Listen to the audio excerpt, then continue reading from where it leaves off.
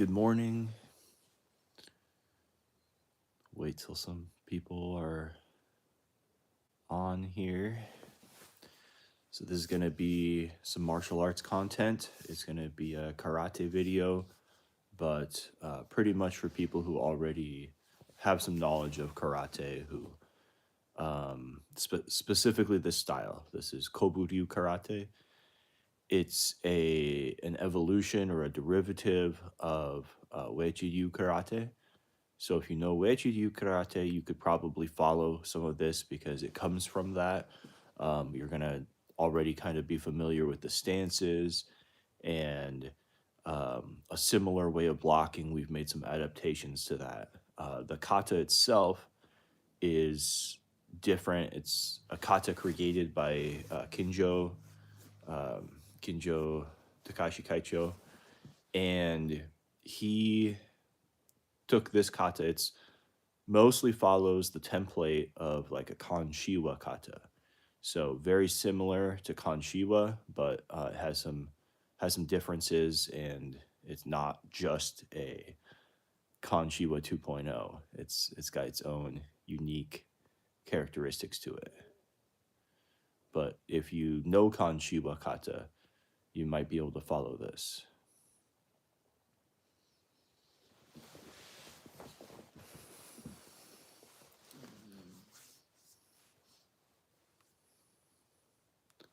Wait till some people are on here before we get started with the technique. We'll do some basic stuff to kind of warm up, basic punches and kicks.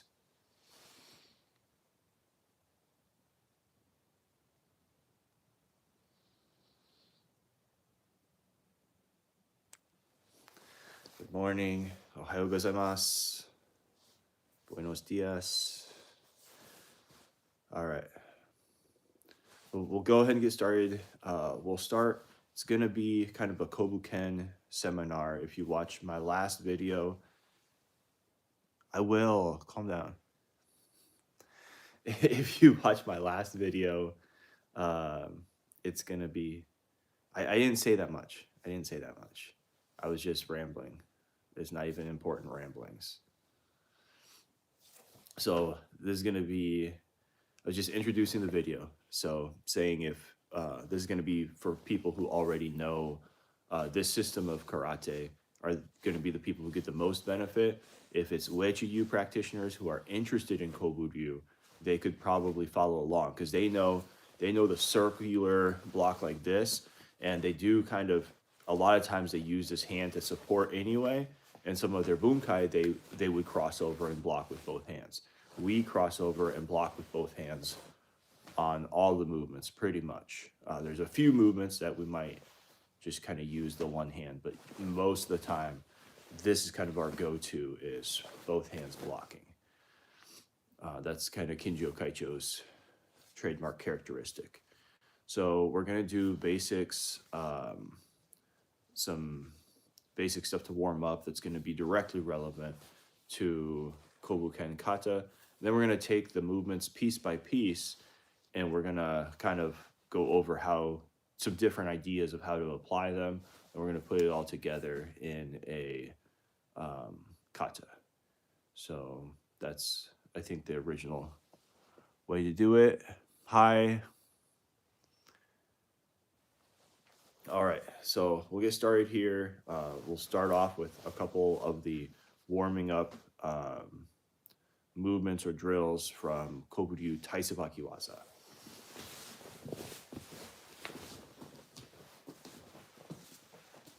So, hello, let's get started. Okay, let's skate. All right.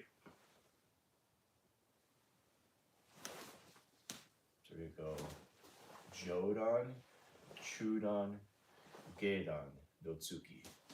Jodan, Chudan, Gedan. So this, you're making your stance. Jodan, Chudan, Gedan. Jodan, Chudan, Gedan. Jodan, Chudan, Gedan. Jodan, Chudan, Gedan. Jodan, Chudan, Gedan. All of these should be center line. Jodan, upper level. Shudan, middle level, Gedan, lower level. And Sagate, Jodan, Shudan, Gedan. Jodan, Shudan, Gedan. Jodan, Shudan, Gedan. Jodan, Shudan, Gedan. Jodan, Shudan, Gedan. Jodan, Shudan, Gedan. You can kind of slide step, slide, slide, slide, slide, slide. So you can kind of go across the floor like that, scooting your feet each time. On the way back, you're mostly gonna cover the most distance with that first punch, and then just kind of move your feet in place for the other ones. So slide back, boom, kind of move your feet in place, slide back, and move your feet in place. So moving your feet in place is gonna be more of like a dropping, boom. Try not to cause an earthquake already here. All right, the next one, we're gonna kick Gedan, just a front kick to the knee, Shudan, front kick mid-level, Jodan, front kick upper level, Sokuto Geri. So that's gonna get you kind of warmed up for that Sokuto Geri in Kobuken. Gedan, Shudan, Jodan, Sokuto Geri. And we'll do the same side again. Gedan, Shudan, Jodan, Sokuto Geri. And then you can turn around and go back the other way. So kicking with the left foot first. Gedan, Shudan, Jodan, Sokuto Geri. Left foot kicks first. Gedan, Shudan, Jodan, Sokuto Geri. If you're just in a room, you don't have to do all the stepping around and stuff for the Jodan, Shudan, Gedan. You could be in one place. You just kind of shift your feet in place. Boom. I can stand in one of these little squares. Boom. And still practice using my foot movement. On the kicks, I can stand Heikodachi. Just like if I'm doing repetitious basic kick, Kihon Geri, I can go Gedan, Shudan, Jodan, Sokuto Geri, and then the foot that just kicked Sokuto Geri, kick Gedan, Shudan, Jodan, Sokuto. So I just kicked Sokuto with my right, Gedan, Shudan, Jodan, Sokuto, just kicked with my left, Gedan, Shudan, Jodan, Sokuto. You can practice all that in place.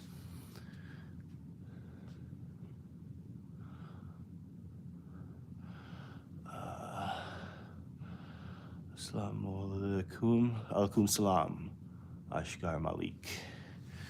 All right.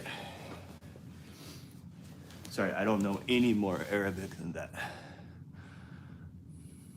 All right, so now we'll get Bob out.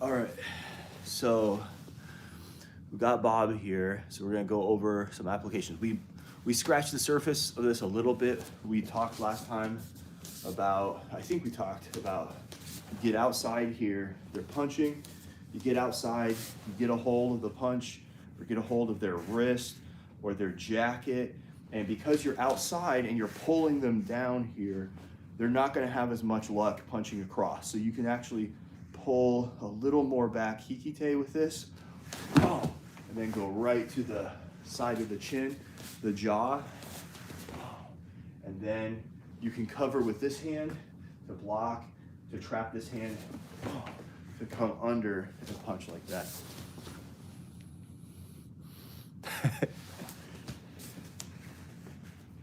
All right. So you're getting outside here, punch the side of the jaw. I wouldn't pull this hand back if I was directly in front. If I block here and his punch has the ability to hit me here, I'm not pulling back like this. I would pull back like this, Or if he hasn't punched yet, I might bring this hand to center and go right in, and then use this hand to trap and then punch here. So this is the application of lock, punch high, drop, grab, pull, punch a little lower or like mid-level. So on the inside, it's going to be Kobuken, pull here. This is a glancing block. I can turn my body and kind of glance that punch away, deflect it, boom, or go to the eye here, and then punch. So it'd be block, block, punch, punch. Or on the outside, it'd be block, punch, punch.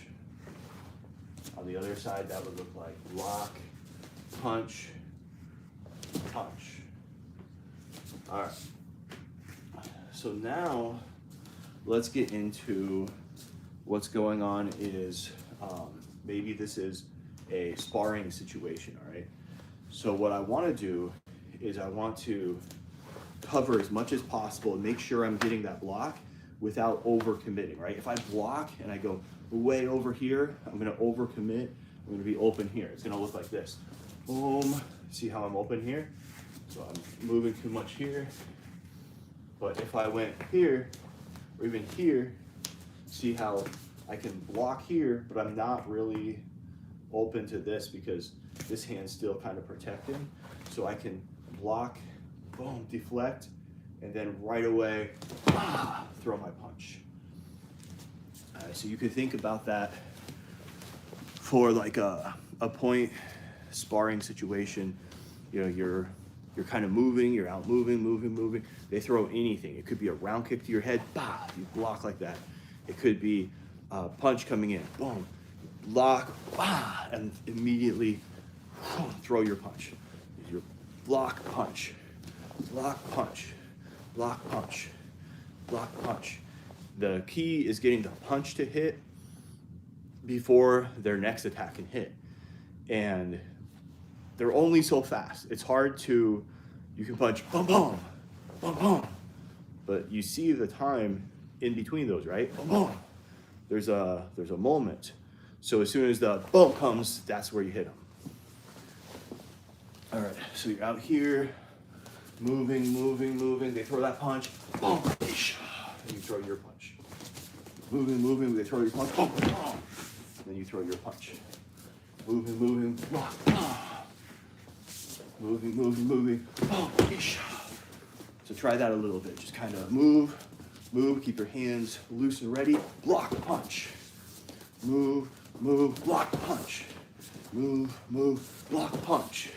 Move, block, punch. Move, block, punch. And you see the position where the block happens, right? I'm here. Everything's covered. Whoa. I mean, there's a little opening here, but in that moment, I'm not opening wide up. I'm not committing both hands. I'm just blocking, boom, and throwing my punch right away. Block, punch. Now, let's say that my timing is not perfect, or they're just really sharp. Maybe they threw that punch, I went to react to it, but they weren't fully committed to it. They're just kind of probing, and then they see my punch coming, boom, and they shell up like that, right? All right, so he's attacking, I block, and then I'm gonna go to punch. Well, let's say he's doing this, so I can't, right? So I block, I go to punch here, he's defending. So what do? I put my punch there, but then I'm gonna go ahead and trap so he can't move that. And this is all blocking his view. So I'm trapping here, I'm gonna trap here, but now I'm gonna teleport myself to the angle, boom, and throw this punch and land it. Because, all right, so what happened here is I punched him. He covered like this. This is obscuring his vision. My punch and my hand being out in front of him is also obscuring his vision. And so he saw me a moment ago right in front of him. He covers like this. He felt that hand make contact here, and maybe he's trained himself to when he feels the hit, boom, he hits to where he thought I was. Or, you know, he feels that contact here, boom, he hits to where he thought I was. So if you're wearing big boxing gloves, you're covered up, you feel that contact, boom, boom. Feel that contact, boom, boom. You can punch out right away. I'm not gonna be there though. I'm gonna be off to the side. I'm gonna take an angle. Yes, Bob is gonna get wrecked. All right, so I'm here. Let's say I go to block his punch. I come back with my own punch. He has covered up. He's defending. I put my punch right up against his block here. I'm gonna trap his arms. I'm not necessarily gonna just push him back, but I can sweep him out of the way in a second. I'm gonna go here, boom. I'm gonna sweep him out of the way. But now this punch, instead of just standing right in front of him, where I get countered, I move off line to the side, boom, and throw that punch. I'll show it from the other side. So I block, punch, he covers. I'm gonna trap, keep the arm in his face, move, shift off line, and punch to the ribs here. So I go block, punch, hook, teleport, boom, tension, move from here to there, offline with the body.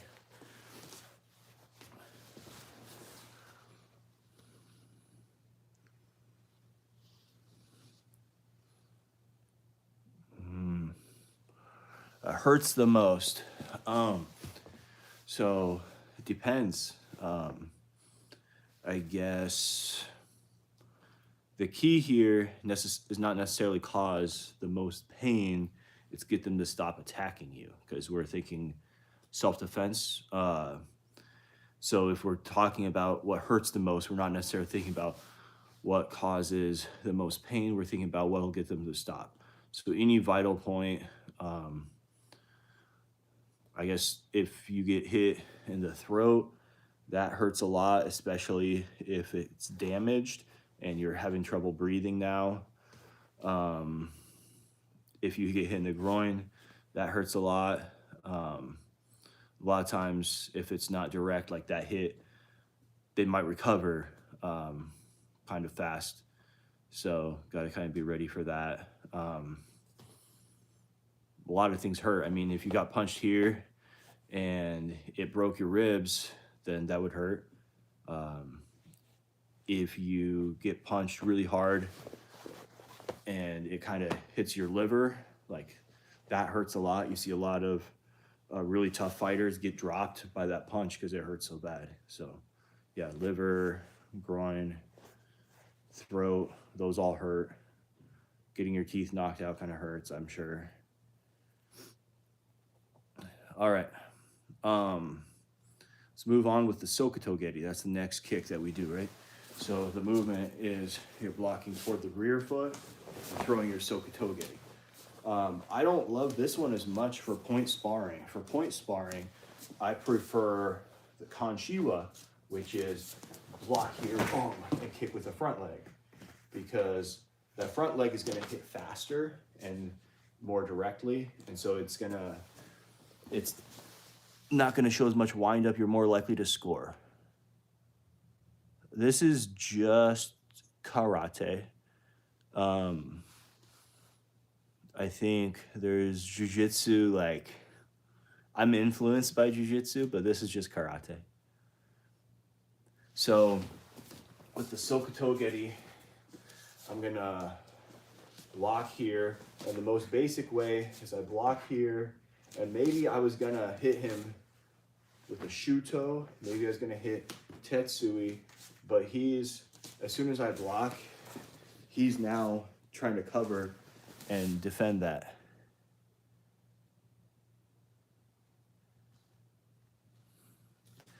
what hurts more, stomach or ribs? It probably depends on stomach. You can actually tighten. So if you work out and you train your abs and you do a lot of sit-ups and stuff like that, then it shouldn't be easy to hurt you by hitting your stomach. You should be able to tighten your stomach and not get hurt at all. So I would say the ribs hurt more than the stomach. Stomach only hurts if you don't know how to tighten it and you get hit really hard and you get the wind knocked out of you. That hurts, but that hurt will go away pretty fast. Whereas the hit to the ribs, if it breaks the ribs, like you might be feeling that for a couple months. So, all right, so I'm gonna block for the rear foot. Maybe he's defending up high, so you can't hit there.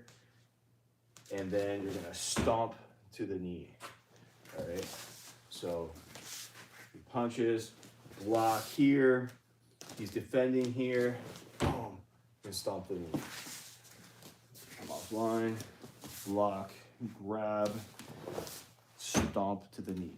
So if you're kicking the knee, I would say pick your own knee up pretty high so you can stomp down with it. You want to kind of sink your body into that. You could hit sideways, but I think if you can stomp down into the knee, you're going to get a little more force. Some of it will depend on their height relative to yours. So if they're much taller, you might only get a straight in driving kick versus stomping down. All right. You could also, the ribs could be a target here. So you could block, grab. I would say especially, let's say you do this, they start moving away from you, right? So you grab them, or you grab their wrist, and now they start going like this. They're trying to move away. That creates more space. So this is very close range, stomping the knee. I can only reach that far, whereas kicking ribs level, I can really reach. So that's, I grab, block, grab, they start pulling away that way. I can kick to the ribs. All right, block, grab, he starts pulling away, moving away. Throw that Sokatogeri to the ribs.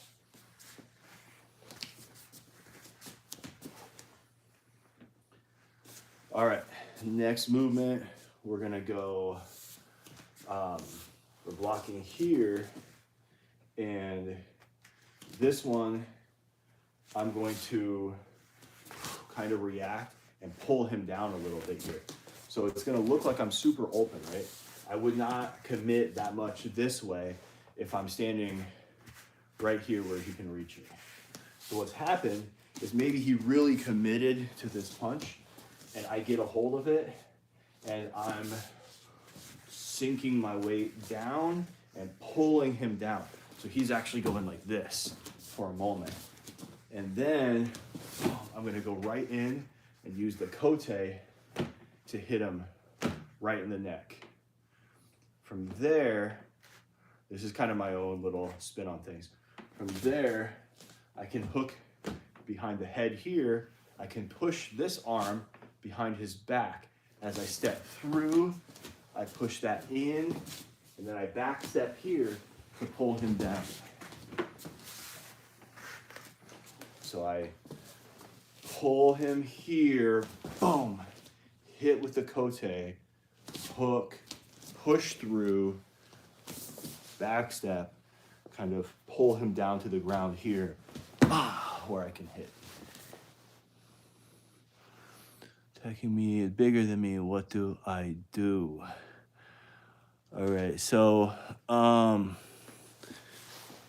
talking about self-defense, we're talking about being attacked by a bigger person. So bigger doesn't mean everything, but sometimes it does, right?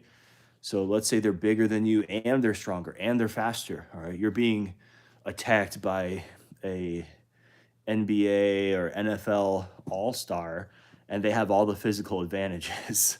That's a bad situation, all right? You can't out-strength them, you can't outspeed them. You can hope that maybe you've trained and you have better technique than them, but I don't think that most people practicing punching and kicking in the dojo are necessarily gonna develop this ability to just beat people who are just have massively like superior attributes. You know, if you got an opponent who's 6'6" and 300 pounds, like you punch them, it might not do that much. They punch you, it's going to do a lot. So that is a very, very bad situation. You have to kind of be realistic with yourself about it. Like sometimes you're in a fight that you maybe can't win. So what do we do? Because self-defense, are we trying to win?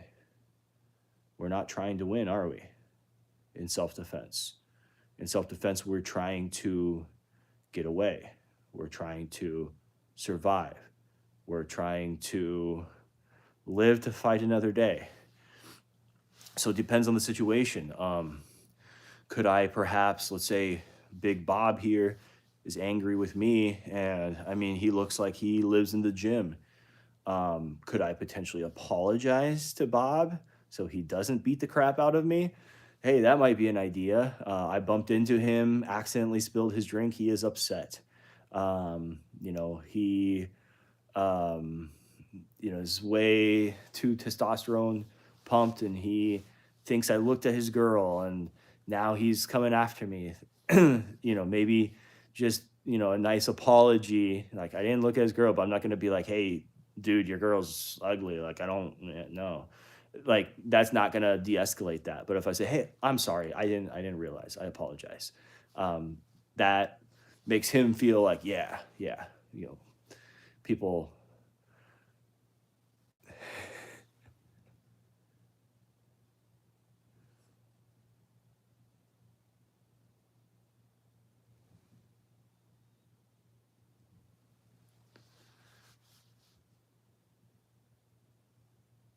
Clarify that. So I would say um if he's upset, I can apologize. If he's actively assaulting me, yeah, you're right. Sometimes the message, if he's actively assaulting me, then I'm in a bad situation, right? So I have to defend myself. Words are done, right? We're done with words. And so I need to be aware of some things I could do to potentially buy me some time. All right. So he grabs me, he's trying to hit me really hard. I need to be where I can defend myself. So I might, you know, he's trying to punch my head. I'm going to put my arms between his arm and my head, right? And then maybe I look for something that I can do really fast. You know, if I can rake his eyes with my fingers, boom, and he does this for a moment, then I know where my exit is. I can run out the door yelling for help. I can run out the door, be calling 911 on my phone. Hey, this is where I am. I'm being assaulted by big scary guy here. So that's one option, is try to momentarily do something that's going to buy you some time. Hit them with something, if the situation calls for it, right? Not you know, if your life is in danger and Big Bob here is going to kill you, you hit him with something. Pick up a, you know, something to smack him with. If that buys you a little time, hit him in the groin. You know, he's hurt a little just for a moment.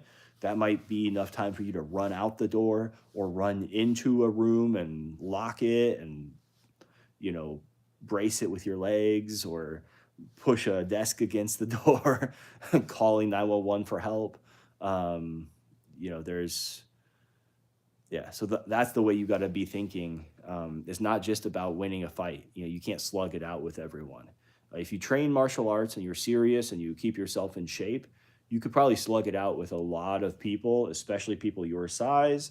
And you could even maybe beat people who are a little bigger than you, or who are significantly bigger than you and untrained. Like they are not athletic, they don't have any real movements. Okay, clarify the open comment though. I don't understand.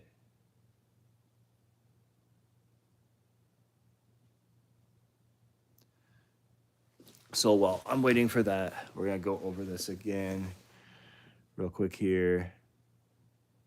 Does a knee to the face hurt more than being hit in the eye? I don't think so. Unless the knee hits you in the eye, I think getting hit in the eye probably hurts more.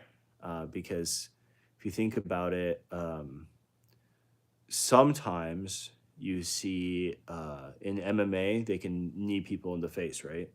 And sometimes you see them go down with a knee to the face, but sometimes they're still up and they're still fighting.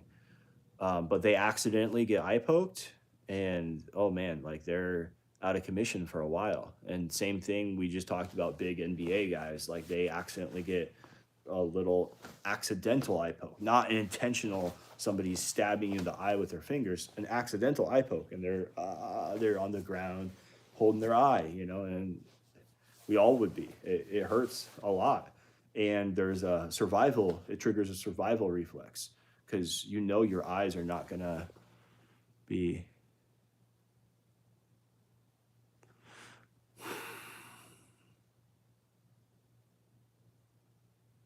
All right.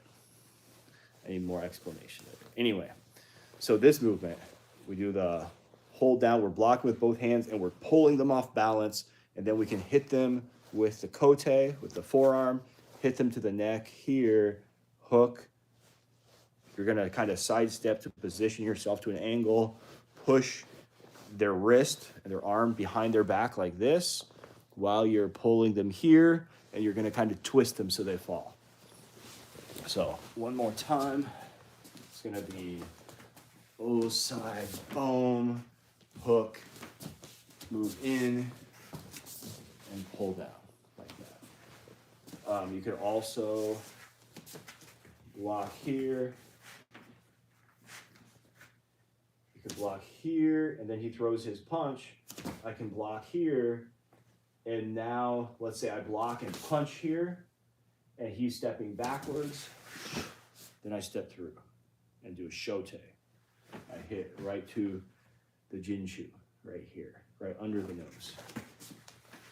So I'm gonna block. This is gonna be kind of a Jodan Tsukiyuke, boom, and then step through like that and hit under the nose.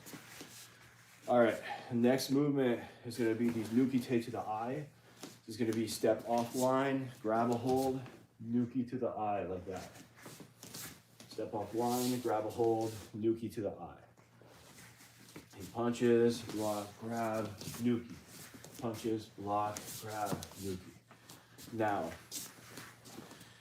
you may not be able to grab every single punch. Grabbing is more for committed punches where they're really putting everything into it. And so that works better against someone who's really out of control, coming at you strong with these punches. But even so, you might not get your grab. You're not depending on that. So this could just as easily be I block here, I don't grab, because let's say he pulls his hand back, but then I go here. Now, I can count on the fact maybe he moves away, so that doesn't hit him, but he has to react to it. So he might lean back, he might block it. When he reacts to it, boom, I can stomp to his knee this way, all right? So I block, nuki, let's say that one doesn't hit him, boom, but the stomp to the knee hits him. Block, nuki, stomp. Block, nuki, kagato. If I'm, let's say this is a more dynamic situation, he's moving everywhere, I don't have a hold of this, I could do kind of a shotgun approach. So like sometimes I'm pretty sure Krav Maga, like they reach out and they put all the fingers because they're thinking, okay, somebody's moving their head around, I might not be able to perfectly aim and hit their eye. I think you can, if you grab a hold and you kind of lock them down and then you do your nuki, you can hit just the eye. Or if they're right in front of you, like we're kind of wrestling around, I get one hand kind of free and inside, they're right in front of me, boom, I can go there. But if they're out moving like they're boxing or something, then maybe a scatter approach. Like I bring all my fingertips at the eye and then maybe kind of rake down with it a little bit. That might do some damage there. So that would actually be more like I block here. I could come this way, sort of rake the eyes. Boom, boom. That would be another option for how to use that. Why do we get shocked when we get hit in certain places? That's just your nervous system. Your body is not invincible, so it's your nervous system, and so you get hit certain places, you overwhelm some of that nervous system, and your body just kind of shuts down. So it's I think it's probably part of the system that's supposed to keep your body working, but it works against you if you're in a survival situation to have your whole body shut down. It's not easy to do. It's not just simple, like your body will just shut down, but it does happen. All right, so let's go. Next movement would be, let's say we do all of that. We go here, we do that nuki-te. He pulls away again. He's pulling away. I get a hold of his arm, and I can stomp to the knee, or I can kick to the ribs. Because you got to think that if he's pulling away, he might be turning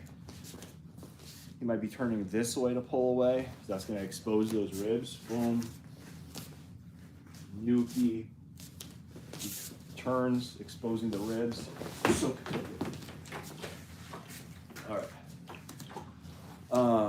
Next is we've got these maigeri. So this is super basic, right? So we're blocking, kick to the groin. All right, with the front foot. So we block, we moved away enough that he shouldn't be able to punch us. Right? So I move back so he can't punch me. If he punches again, he moves forward again. I'm gonna move back. I might even move offline a little bit. He's gonna square up towards me. That's when I kick him. So he comes in with his punch here. I move back. So he really has to reach.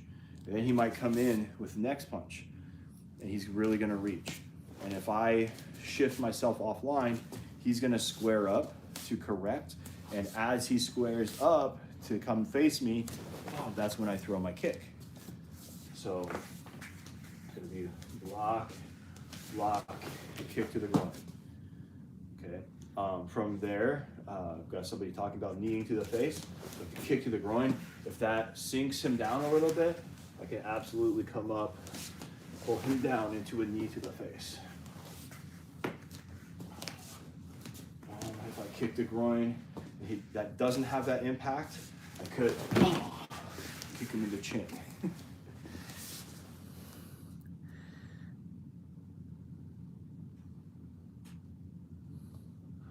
The teeth hurt more than the headbutt to the nose.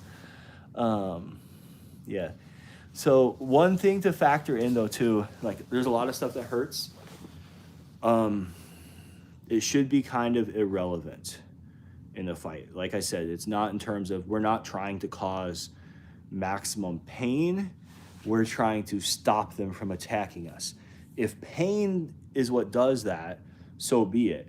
But like you were saying, your body's shutting down. Like, I don't care if it hurts or not. If he's unconscious, then he can't attack me. Same thing, like if I'm being attacked, I'm in a life or death situation, I get my teeth knocked out, I get my nose broken with a headbutt, none of that matters until the fight is over and I'm in the hospital recovering. That's when that starts to matter. I do not care. I do not care how many of my teeth get knocked out. I do not care if my nose is broken. I finish that fight. I'm like, the pain is not going to be a factor until I'm in the hospital being like, oh, ouch, oh, that hurts. Like, I can't eat solid food. I'm having to drink protein drinks through a straw now. All right, that's when I'm going to worry about that. Not during. The pain is not going to matter.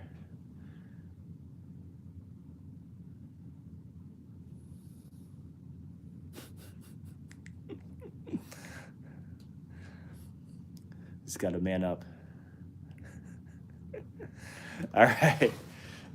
Next thing we're going to do is the tate hiji. That's going to be the last individual technique. So this one, I'm gonna tighten Bob's belt here so that I can continue my attack on him, causing that maximum pain. So maybe you shouldn't think about, in sparring, you shouldn't think about causing your opponent maximum pain. Maybe what you should be doing is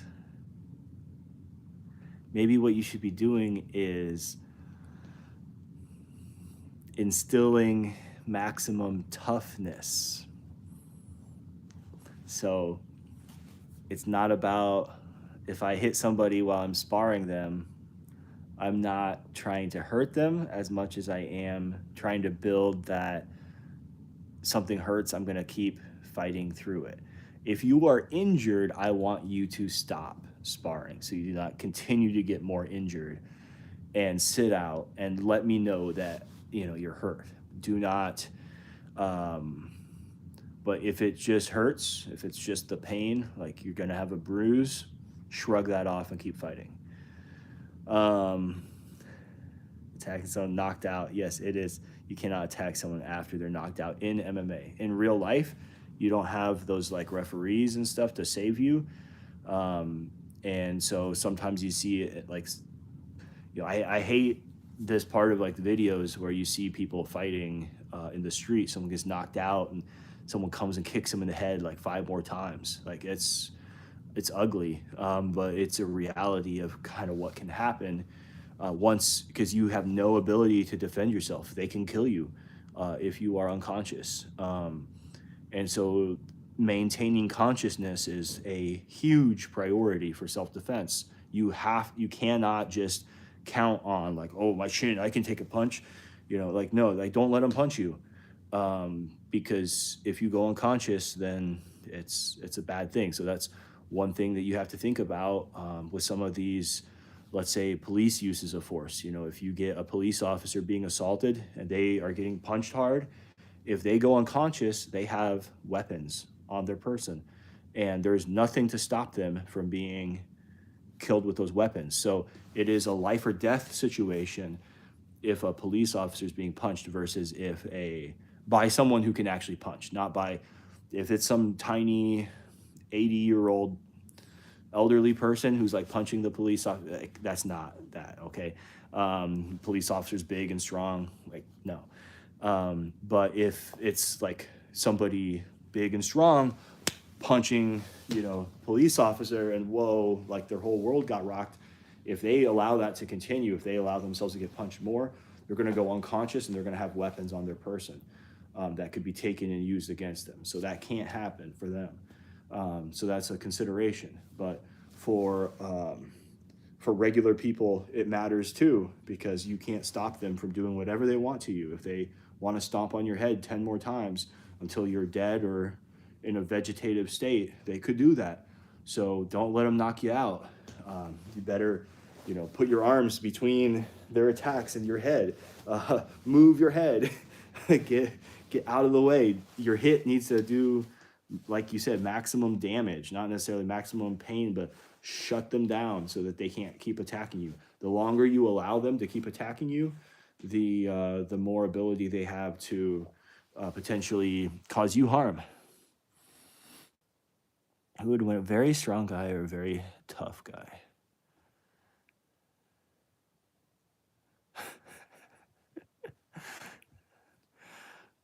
Strong guy versus tough guy. That's hard to say. It depends.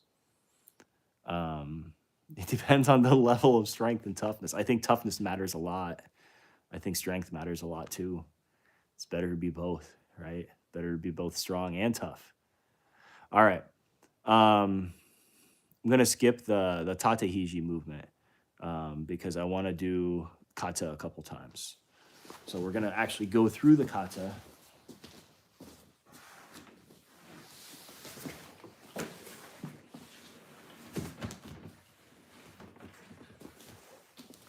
This is going to be a little bit of a variation. I'll tell you where it's different, but we're gonna go chukyu. So we're gonna be moving the feet as we do the movement to put power in, and doing it more like maybe I would do for a tournament if I was competing using this kata.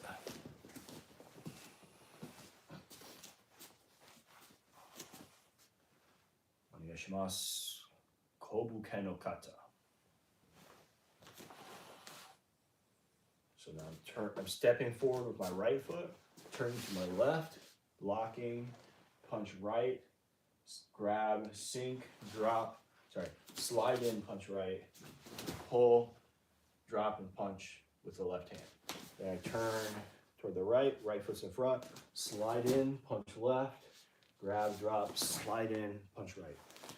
Lock, left foot's in front, punch right, punch left, Kosuke, grab, push the hip in, sokatogeri.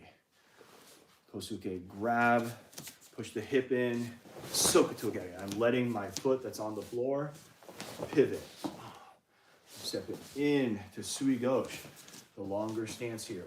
And this is, I'm gonna emphasize that movement. So I kick, I'm going kind of fast.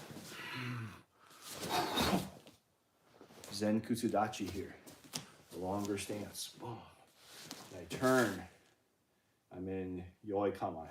So I'm facing the back now. Right foot's in front, slide in, right foot still in front, slide in, right foot's in front, slide back. Step, slide, slide, back, step, slide, slide, back and pull, sokato, lock, kick chudan, kick jodan, block as you step down, tate hiji, zen kusudachi here, geidan shoichi, drive forward, and punch, left hand, back. Yame, arigatou gozaimasu, moikai. We're gonna flow through it this time. Ready? Kobuken no kata. Hajime. Hey. Hey. Hey. Hey. Hey. Turn. So facing the back. Hey. Hey. Hey. Hey. Keru. Kai. Lock. Tate hiji.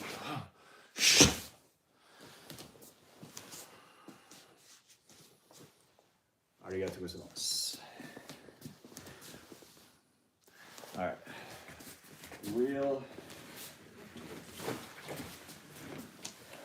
Real fast, I'm going to hit on the tate hiji, right? So I block, go in, hit the ribs with the tate hiji. From right there, I'm still keeping track of this arm. If he pulls it back, I'm going to follow it and pin it. If it's out here, I'm grabbing it. I hit with the tate hiji to the ribs, strike to the groin here, and then if I can grab it, I'll grab it and punch, pull and punch here. Or if I need to use this arm to come back and hook their arm out of the way, then I can throw that punch. It's gonna be block,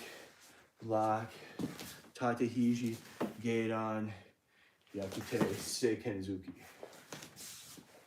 I could also block to the outside, hit the ribs, or hit the arm. So I can block, I'm outside of them, I grab a hold of their wrist, I can attack the elbow joint with the tate hiji, boom. And then I can hit the groin here, and then from there, throw my punch, all right? So it would be block, strike the elbow joint, geidan, punch. All right.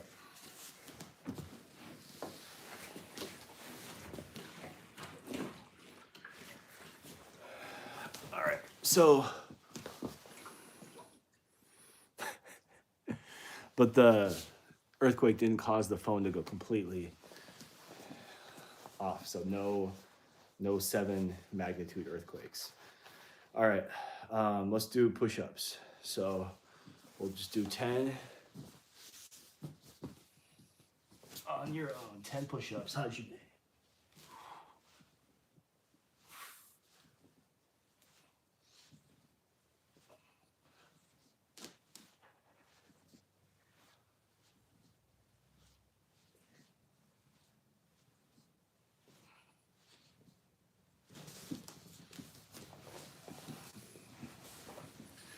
All right, so that's where our friend talking about being a strong guy or a tough guy, or a strong girl or a tough girl, right? Um, that matters. So push-ups have the potential to do both. If you do some push-ups, it can make you strong. If you do a ton of push-ups, it can make you tough, because there's a point where it turns into a mental battle to be able to do a bunch of push-ups. And so I think there is some toughness that gets instilled there. We'll do 10 more push-ups in a minute here. Any questions? I'll answer any question right now.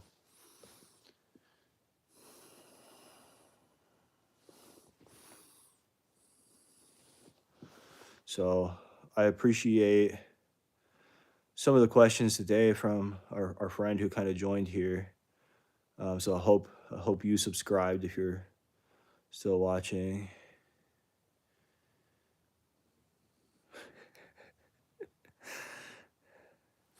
All right, let's do 10 push-ups, because when we start getting too nerdy and thinking too much, that might be a signal that we have not focused enough on our physical training too. So I try to keep everything in balance. If I start waxing too philosophical, then it's time to do some physical work.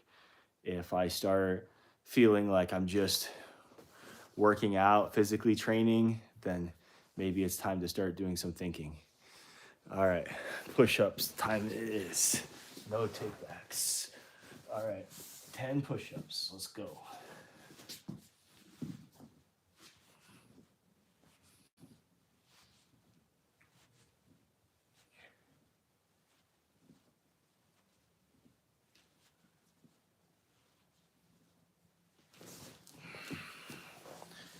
All right. Thanks for joining. If you like this kind of content, go ahead and subscribe. And I try to do some of this about once a week, so stay tuned. Have a good day.